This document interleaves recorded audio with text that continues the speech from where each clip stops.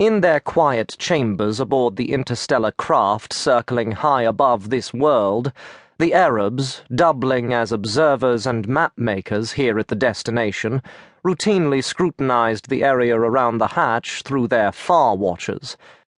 The newly minted hatch was the key objective of the mission, after all, and deserved surveillance and protection. And now, Centurion Quintus Fabius himself was in the air, on the way to investigate. The leather sack of the aerial Cetus creaked and snapped as the great craft shifted in the light wind. Quintus was standing alongside the command position, a bank of levers worked by a Remex, one of the junior crew who reported to Movina, the Triarchus, the commander of the ship itself. Like Movina, this Remex was a Bricante, and just as arrogant and sullen as Movina herself and all her kind. And yet you couldn't argue about his competence.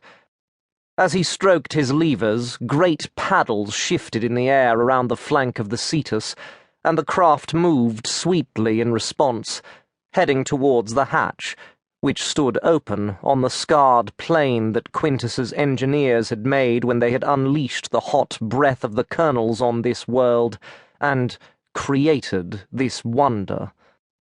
The bridge of the Cetus was a clutter of controls and instruments, and scuffed wooden tables on which lay heaped charts and itineraries, mappings of this world hand-drawn since the expedition's arrival 3 years ago. The air was redolent with the characteristic scent of the Bricante, the folk of the uncivilized north, with the mead they drank, and the treated hog leather they wore, and the tang of the Valhallan tobacco they liked to chew as they worked.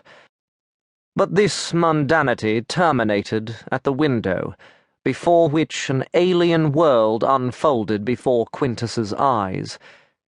Even after 3 years, even after he had walked so much of it, and even after he had changed its face significantly by building roads and camps and the permanent colony, and, of course, creating the hatch, still Quintus found this world astounding.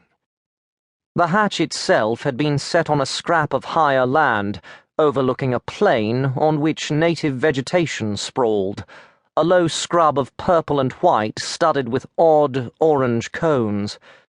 The Greek philosophers aboard assured Quintus that the cones were communities of creatures, mostly too small to see, cities of the invisible, each mound a Rome of the germs.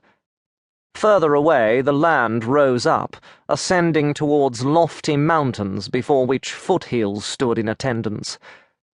And those mountains and hills, each a massive plug of volcanic rock, had been shaped, with terraces and walls and mighty crenellations that cast sharp shadows in the unchanging mother-of-pearl light of the principal sun, Romulus. They were mountains turned into fortresses by beings who had once lived here, and remade their world, and vanished, blown themselves to bits, no doubt, Quintus had heard his gloomier legionaries conclude in the camps. And yet those mountain sculptors evidently shared something with the rudest legionary from the poorest province of the empire. They had built hatches.